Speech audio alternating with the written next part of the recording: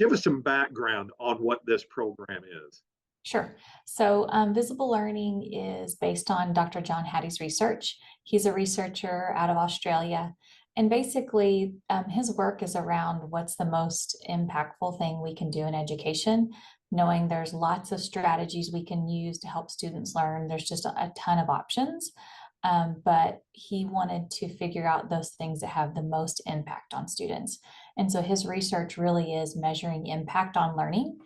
And from that work, we've been able to learn what are the things we can do that will really help students to learn at the highest levels and be able to achieve mastery. And so what we've learned from our visible learning training is that really turns into letting students lead their learning. And so we teach all of our students how to be in charge of their own learning by knowing exactly what it is they're learning, what mastery looks like. And so we want them to know what it sounds like, looks like, feel like, to show mastery on a certain skill.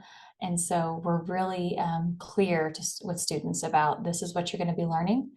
Here are the steps you're going to take to learn that, and here's how you can show mastery. And let them decide how they get to an endpoint?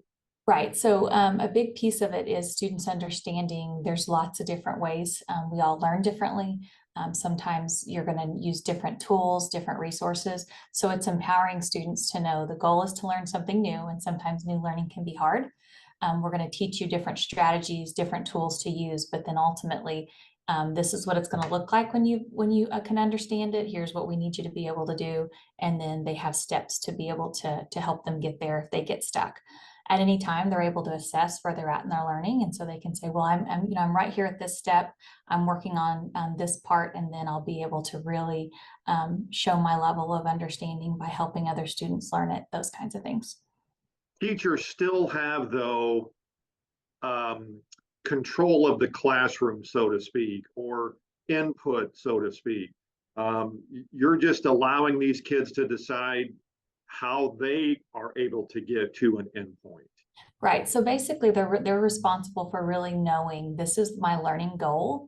This is what my teacher needs me to learn by the end of this unit. Here's some steps I can take to get there. We teach them what it means to be collaborators and problem solvers. We're really explicit in that language. We want them to be lifelong learners, and so we're trying to teach them tools and things that they can use that are outside of just a reading or a math lesson. But basically, when we're learning something new or something gets tough, what do you do? How do you learn it? And so we're working on those kinds of skills, and we feel like we've seen a lot of impact because it transfers across lots of different areas. And we're seeing our students be able to collaborate in ways and talk about their learning that we've never seen in the past. It's interesting you mentioned that all students learn in a different way. This basically not totally takes it away, but it kind of gets that one size fits all way of teaching out of the classroom. Right, absolutely. We know that we want high levels of learning for all of our students. And so we want them all to be able to show mastery and understand certain skills, but their pathway from getting there is going to look different at different times. They're going to choose different tools. They're going to need different supports and scaffolds at different times. But ultimately, everybody understands this is the end target. Is this a wave of the future? I think so. We've been so excited that in the last couple of years to be kind of at the forefront of this. We're the first school in Arkansas to be named as a visible learning school.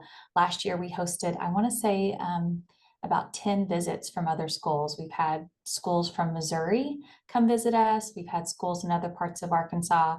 I know there's several schools even just around us here in Northwest Arkansas that have started this journey, and they have had their first school-wide training this school year in August to kick it off, which is super exciting. We've already had schools reach out wanting to know when are we going to open up our building so they can come visit and see what it looks like in action.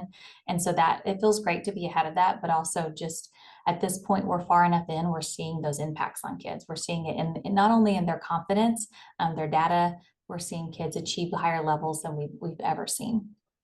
This really isn't a new concept. It's just getting it start in the classroom.